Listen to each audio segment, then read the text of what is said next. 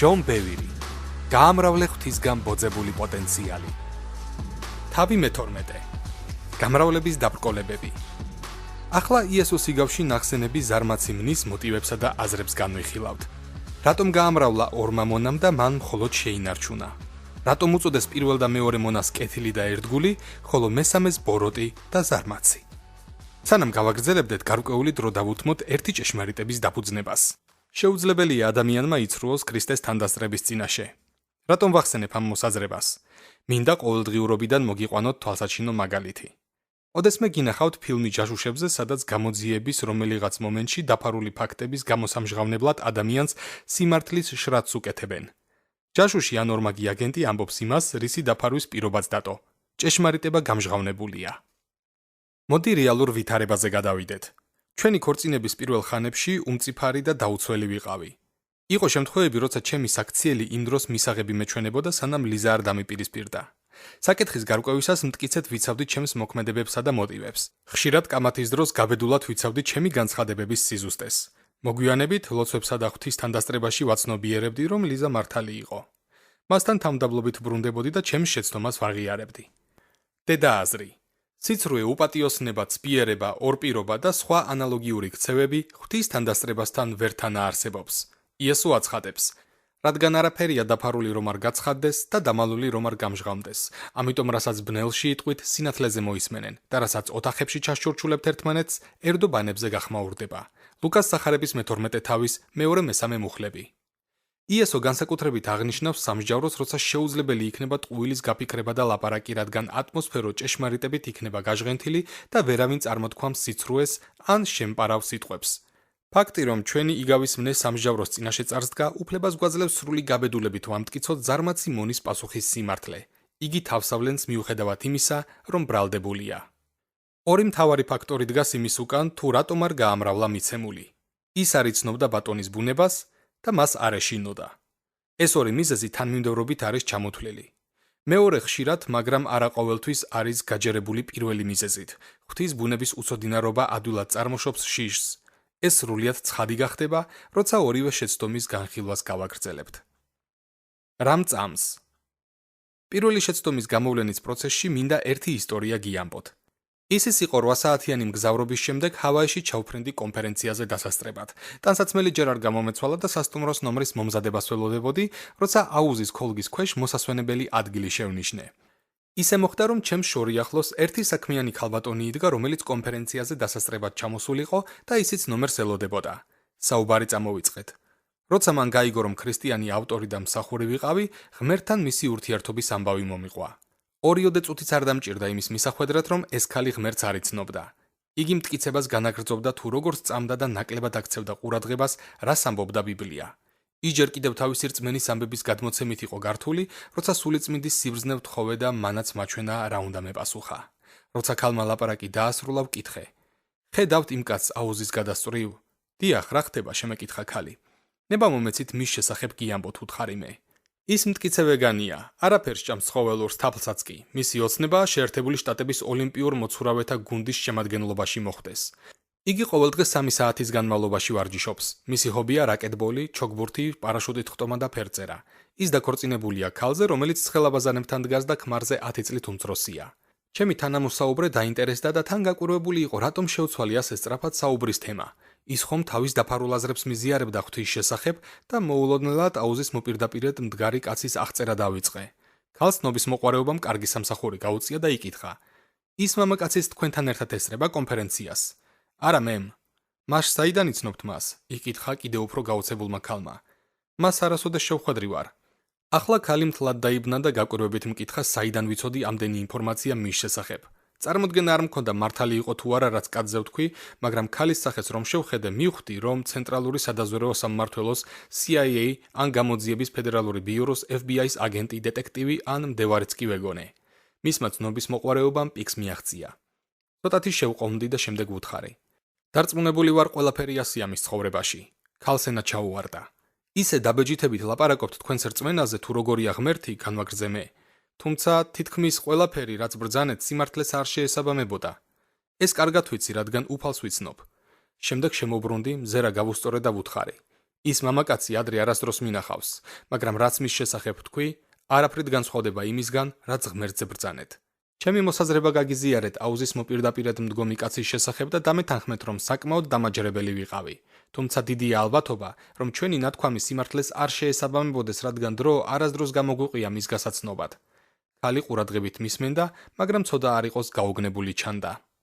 ღმერთმა თავისი სიტყვა მოგცა, რომელიც ბიბლიის ფურცლებზეა აღწერილი და ამით ის თავს გვიცხადებს მშვიდად გავაგრძელე მე. მან ასევე სულიწმინდა გამოგვიგზავნა, რომ იესო გაგვიცხადოს, რომელიც თავის მხრივ ყოვლად ძლიერ ღმერთს გვიცხადებს, რადგან იგია ღმერთი მოსული ხორცში.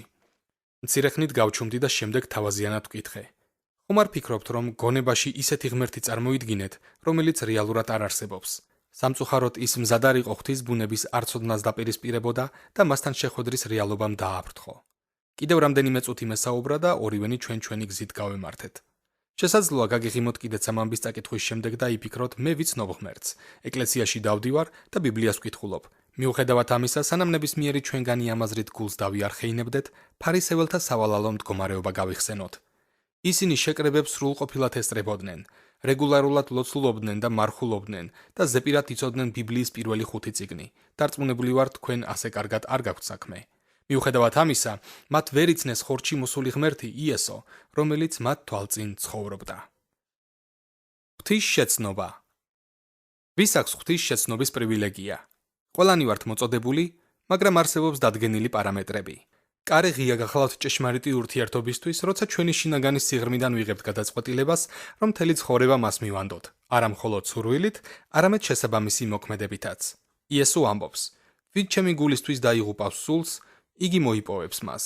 მათეს სახარების მე-16 თავის 25 მუხლი. რას გულისხმობს ის სულის მოპოვებაში? ეს მარტივია, ნამდვილი ცხოვრება მხოლოდ მის შეცნობაში იპოვება. ჩვენ ღმერთს ვერ გავიცნობთ ეკლესიის მსახურებებზე დასწრებით, ქრისტიანი მეგობრების გარემოცვით, წიგნების კითხვით, თაყვანისცემის საგალობლების მოსმენით, სულის სახსნელი ლოცვის გამეორებით ან თუნდაც კეთილი საქმეების კეთებით. წმინდა წერილში იესო ხშირად არის ნახსენები როგორც ნეფე, ხოლო ჩვენ მისი საპატარძლო ვართ. როცა ნეფე პატარძალი ცხოვრებას ერთმანეთს უკავშირებს, ისინი ერთიანდებიან. პავლე წერს: დიდია ეს საიდუმლო, მე ვამბობ ქრისტესა და ეკლესიაზე. ეფესელთა მიმართ წერილის მე-5 თავის 32 მუხლი. ღმერთმა მისი შეცნობის რაობის საჩვენებლად ილუსტრირებული ქადაგება მოგცა, რომელიც ყველაზე გავრცელებულია კაცობრიობაში. მასთან ურთიერთობის ცხადი სურათი ყოველდღიურად შეიძლება ვიხილოთ. ეს გახლავთ ქორწინება, წმინდა ქორწინება. როცა ქალი ეკლესიის სკამებს შორის თეთრ კაბაში გამოწყობილი საქორწინო მარშის თანხლებით გაივლის, ამით მტკიცე განაცხადს აკეთებს. იგი ემშვიდობება დედამიწაზე მცხოვრებ დაახლოებით 3 მილიარდ 930 მილიონ კაცს და მთელს გულს, სულსა და სხეულს მის ცხოვრებას ერთ კაცს უძღვნის, რომელიც საკურთხეველთან ელოდება. საინტერესოა, რომ ქალის გადაწყვეტილება ნამდვილ მონანიებას გავს. იგი უარს ამბობს დედამიწის ზურგზე დარჩენილ სხვა მამაკაცებთან საქორწინო კავშირის დამყარებასა და ყველა შესაძლებლობაზე. ის და მისი რჩეული ქმარი აღთქმას დებენ. კაცი მთლიანად მას ეკუთვნის, ხოლო ქალი კაცს. ორივე იწყებს ერთობლივ მოგზაურობას, რომელიც ურთიერთობის გაღრმავებას და ერთმანეთის იმაზე მეტად გაცნობას გულისხმობს, ვიდრე სხვა რომელიმე ადამიანს იცნობენ. ახლა ისეთი რამის თქმას ვაპირებ, რაც წინააღმდეგობრივი მოგეჩვენებათ, მაგრამ კარგად მომისმინეთ. თავად მე დარწმუნებული ვარ, რომ ღვთის შეცნობის გზაზე ცოდვილის ლოცვის სახით შევქმნით ერთ-ერთი დიდი დაბრკოლება. ჩვენი ტრადიცია ამას გავს. ღმერთთან ურთიერთობას ისევ ვყიდით, თითქოს მომხმარებელს ახალი პროდუქტი უნდა წარმოვდგინოთ. ქადაგების ან საუბრის შემდეგ ვამბობთ: იცნობთ ღმერთს, გინდათ ურთიერთობა გქონდეთ თქვენ შემოქმედთან.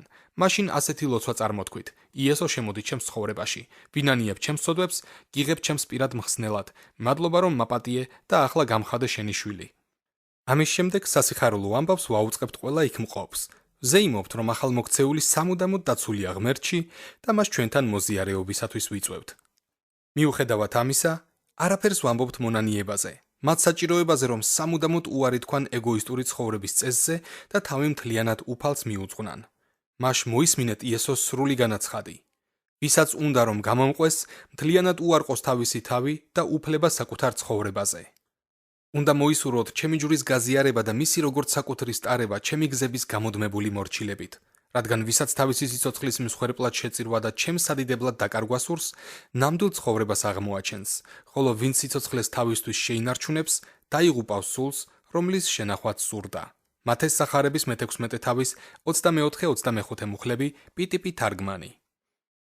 ღვთის შეცნობას მხოლოდ მაშინ შევძლებთ, როცა მასთან ნამდვილ ურთიერთობაში შევალთ, რაც იესომ მოყვანილ მუხლებში შეაჯამა. ღვთისთვის ცხოვრება არ წარმოადგენს ერთჯერად მოვლენას, არამედ მისი გზებისადმი მყარი მორჩილების გადაწყვეტილებას და უარის თქმას იმაზე, რასაც საკუთარი თავისთვის საუკეთესოდ მიიჩნევთ. როცა საკითხი ნათლად არის გაცხადებული მის სიტყვაში, საჭირო აღარ არის კამათი ან მერყეობა, დამორჩილდეთ თუ არა.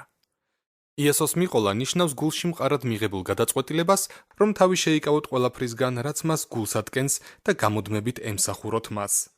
იაკობ მოციქული წერს: იყავით სიტყვის შემსრულებელნი და არა მხოლოდ მომსმენნი თავის მოსატყუებლად. იაკობის წერილის პირველი თავის 22 მუხლი. ადამიანი, რომელიც ღვთის სიტყვას ისმენს, მაგრამ აზრით სიტყვითან საქმით არ ეხმაურება, თავს ისულელებს. პიტიპი თარგმანი ამას საკუთარი თავის მოტყუებას უწოდებს, რაც ვფიქრობ ზუსტად აღწერს მესამე მსახურს, ფარისევლებს, ჰავაიში აუზთან ნანახ ქალს და ბევრ სხვას, ვისაც გონია, რომ ღმერთთან სრულყოფილი ურთიერთობა აქვს მხოლოდ ეკლესიაში რეგულარული დასწრებისა და წერილების ციტირების უნარის გამო, მაგრამ გამუდმებით მისი სიტყვის საწინააღმდეგოდ ლაპარაკობს და ცხოვრობს. სამწუხაროდ ასეთები გზასაცდენილები არიან, ეს თვითმოტყუებაა. ნება მომეცით ერთი მნიშვნელოვანი შენიშვნა გავაკეთო. ლიზა გეტყვით, რამდენი შეცდომა დაუშვა ჩვენს ქორწინებაში. მე უფრო მეტი შეცდომა მქონდა, მაგრამ ახლა ყურადღებას პატარძალზე ვამახვილებთ. მაგრამ მას წინასწარი განზრახვით არასოდეს უფიქრია საკუთარი სურვილების შესრულებაზე ჩვენი საქორწინო აღთქმის ხარჯზე. ჩემი ცოლის ქცევა სრულყოფილი არ იყო, მაგრამ მის გულს არასდროს გადაულახავს მტკიცე ერთგულების საზღვარი. ანალოგიურად ღმერთი გვპატიობს, თუ მასთან ურთიერთობაში დროდადრო არ ვემორჩილებით. არც ცოლი და ქმარი არ ღვევენ საქორწინო აღთქმას მაშინვე, როცა შეცდომას ჩადიან. შემოქმენთან ურთიერთობა გულიდან მომდინარე ნამდვილი ერთგულებაა და არა ბაგეების მსახურება ჭეშმარიტი სიტყვის შესაბამისი მოქმედებების გარეშე. იესო ყველაზე გამორჩეულ განცხადებას აკეთებს. ვისაც მისი ნების აღსრულება სურს, მიხვდება, იხილეთ იოანეს მე-7 თავის მე-17 მუხლი. ეს ჩვენი არსების სიღრმეში იწყება, როცა მოქმედება გვსურს და არა მხოლოდ მოსმენა. ვაკეთებთ, რაც არ უნდა გვითხრას და შემდეგ ვხვდებით.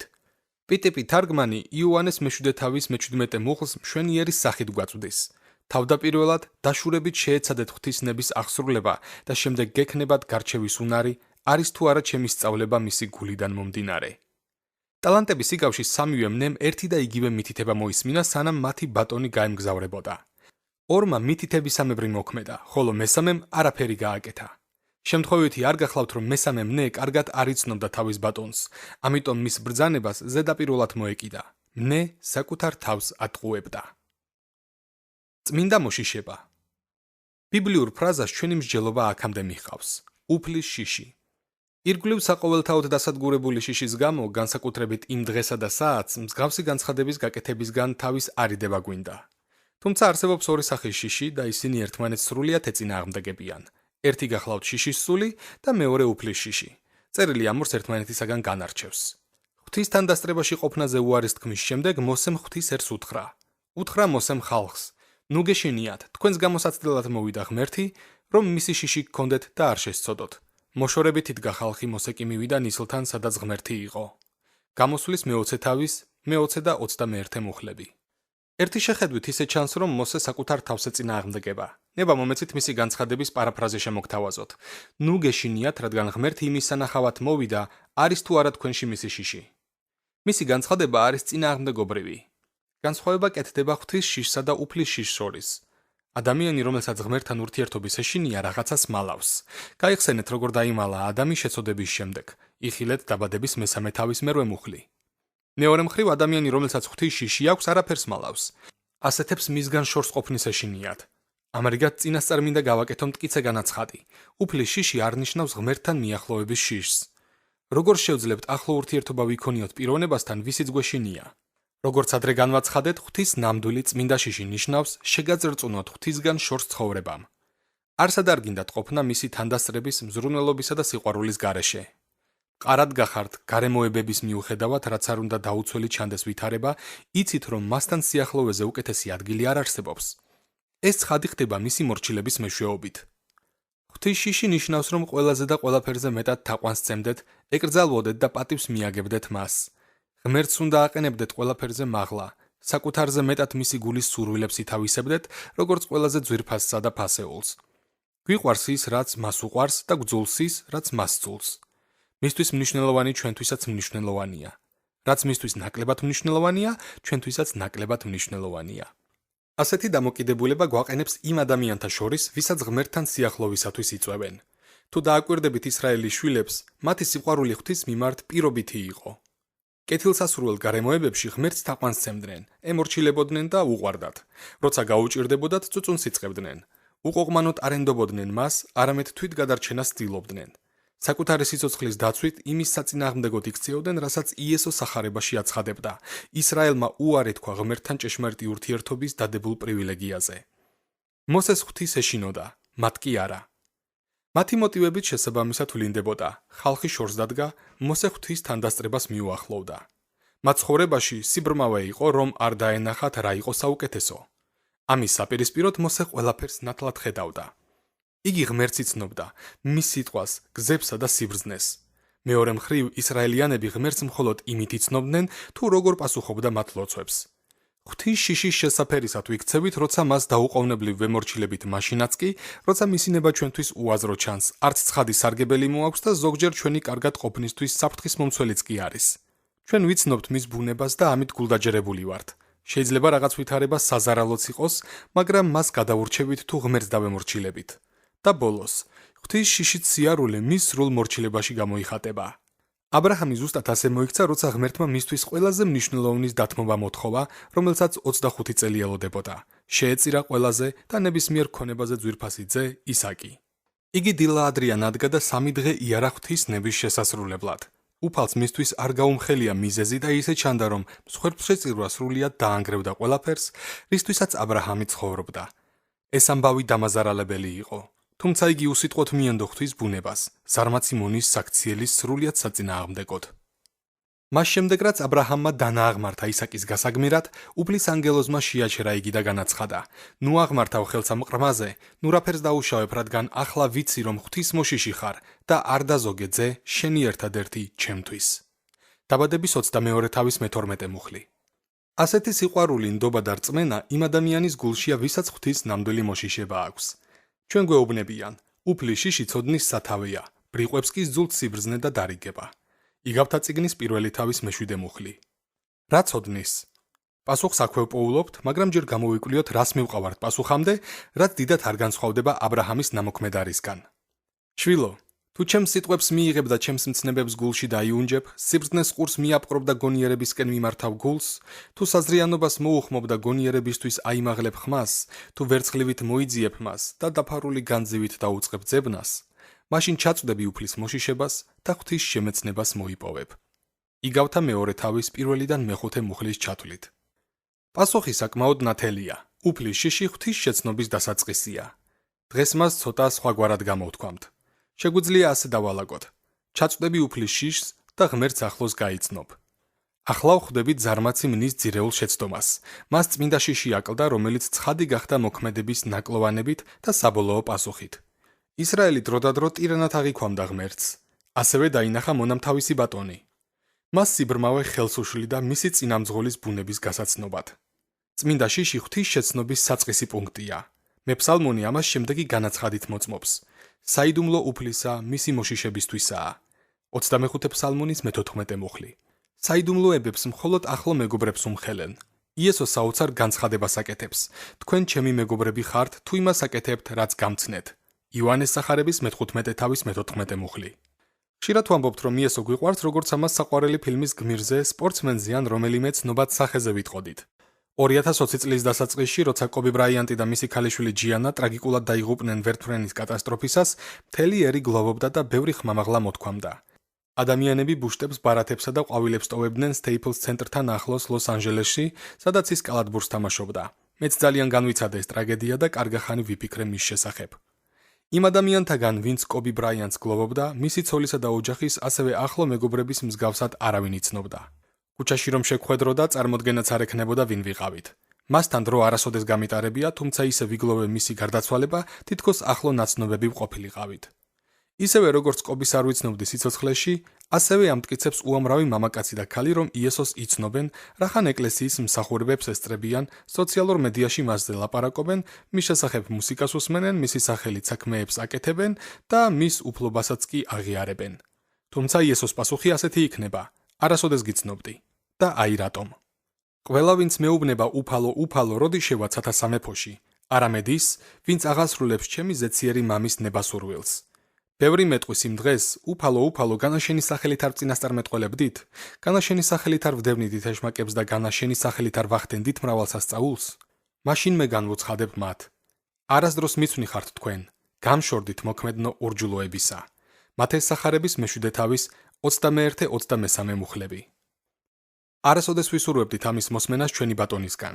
თუ წმინდა წერილის ზემომოყვანილ ადგილს დაკვირვებით განვიხილავთ, მიუხვდებით, რომ ამ ადამიანებს იესოსთან ახლო ურთიერთობაში ეჭვი არ ეპარებოდათ და მასთან ემოციური კავშირის ჰქონდათ. კობი ასე მეტყოდა: ვინ ხართ? საიდან ხართ? რა გქვიათ? ასევე ეტყვის იესო ბევრს, ვინც ამტკიცებს, რომ მას იცნობს, არ გიცნობთ საიდან ხართ. ლუკას სახარების მე-13 თავის 25 მუხლი. გაატარეთ დრო მასთან. უფლის შიში მისი ახლოს გაცნობის საწყისი პუნქტია, მაგრამ რატომ უნდა გაჩერდეთ დასაწყისში? რატომ არ უნდა გააღრმაოთ მასთან ურთიერთობა, როცა ის დაახლოებას გთხოვთ? ჩვენ გვეუბნებიან: ღმერთს მიუახლოვდით და ისიც მოგიახლოვდებათ. იაკობის წერილის მე-4 თავის მე-8 მუხლი. საოცარია, მაგრამ სწორედ ჩვენ გამსაზღვრავთ მასთან ახლო ურთიერთობის დონეს. მაკვირვებს თუ რამდენი მაღიარებელი ქრისტიანი გავს ჰავაიში აუზთან ნანახ ქალს. მათ ღვთისმცოდნა მიიღეს სოციალური მედიის, თაყვანისცემის მუსიკის, ბლოგებისა და მეგობრებთან საუბრებით და კვირაში ერთხელ პასტორის ქადაგებით, თუმცა პირადად მასთან დროს არ ატარებენ. უახლოესი სტატისტიკური მონაცემები მოწმობს, რომ 15-დან 25 წლამდე ასაკის ადამიანები კვირაში 53.7 საათს სმარტფონების, ტელეფონების, კომპიუტერებისა და ტელევიზორების ეკრანებთან ატარებენ. მაინტერესებს, რა დროს უთმობენ ღვთისსიტყვას. თან ეს კითხვა ახალგაზრდებში მაინც და მაინც აქტუალური არ გახლავთ. 40 წლის განმავლობაში ვკითხულობ ჩემს ბიბლიას და მაინც ჩემს უსაყვარლეს საქმიანობად მიმაჩნია. სანამ კითხვას დავიწყებდე, სულიწმინდას ყოველთვის ვთხოვ, რომ იესო ახალი და ცოცხალი გზით გამიცხადოს. წლების მანძილზე ვდგები ადრიანად და ჩემს სარდაფში, ბოლთას ვცემ, ან სადმე მოშორებულ ადგილას მივდივარ და სასტუმროს ნომერში ვკითხულობ, ვლოცულობ და ვისმენ. არ მინდა ვიყო ერთი მათგანი, ვინც მთელს მსოფლიოს უქადაგებს მხოლოდ ნიჭზე დაყრდნობით და ნიჭის ავტორი ახლოს ვერ გაუცნია. ღმერთს თქვენთან მჭიდრო ურთიერთობა სწორია. მისი სრულყოფილი სიყვარული ჩვენში სდევნის. ხშირად აღმოვაჩენთ, რომ ბატონის სიკეთის მიმართ დაბრმავებულ მნესავით მოქმედებთ. სწორედ ამიტომ მოგიწოდებთ, რომ ღვთისგან ეთხოვოთ მისი წმინდა შიში თავსება. შემდეგ მასთან ხარისხიანი დრო გაატარეთ და დაინახეთ, ვინ არის სინამდვილეში. სიყვარული. ღმერთი მანამ გვეძებდა, შეგვიყვარა და ჩვენთვის მოკვდა, სანამ გავიცნობდით. იგი ამ დიდებული ურთიერთობის ინიციატორია. ის თქვენს მხარესაა.